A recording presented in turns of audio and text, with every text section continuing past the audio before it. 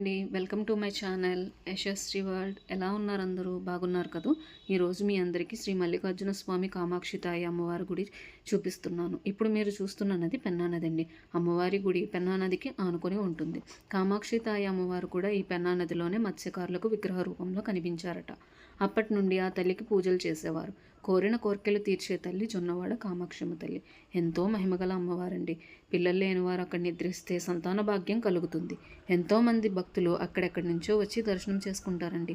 పిల్లలు పుట్టాల అనే వారి కోసం కొడిముద్దను ప్రసాదంగా ఇస్తారు. మీరు చూస్తున్నారు కదా, దేవస్థాన ఆవరణం. మొదటిగా కామాక్షి తాయి సమేత శ్రీ మల్లికార్జున స్వామి వారు దర్శనమిస్తున్నారు. గుడి లోపల వరకు వెళ్ళలేని వారు, ఏదైనా పని మీద బయటకు వెళ్ళేవారు అమ్మవారికి ఇక్కడ కొబ్బరికాయ కొట్టుకొని నమస్కారం చేసుకొని వెళ్తారండి. గుడి బయట ఆవరణం అంతా తిరణాల్లా అనిపిస్తుంది. రకరకాల బొమ్మలు, ఇంట్లో వస్తువులు, ఆట సామాన్లు అన్నీ ఇక్కడ అమ్మవారి గుడి దగ్గర అమ్ముతారండి. ఇక్కడ ప్రతిరోజు అన్నదానం చేస్తారండి. నేను ఎప్పుడు గుడికి వచ్చినా ప్రసాదం స్వీకరించే వెళ్తాం. మేము 2016లో నెల్లూరు వచ్చామండి. నేను 5th మంత్ ప్రెగ్నెన్సీతో ఉన్నప్పుడు శ్రీ కామాక్షి అమ్మవారి మహిమ తెలిసి ఆమె గుడికి రావాలని చెప్పి నేను మా వారు ఇద్దరం కలిసి దర్శనం చేసుకున్నామండి. ఆ తల్లి దయ వల్ల మాకు బంగారం లాంటి మా యశు పుట్టింది. మేము ఎప్పుడు ఈ గుడికి వచ్చినా సరే చాలా మనసంతా చాలా ప్రశాంతంగా ఉంటుందండి.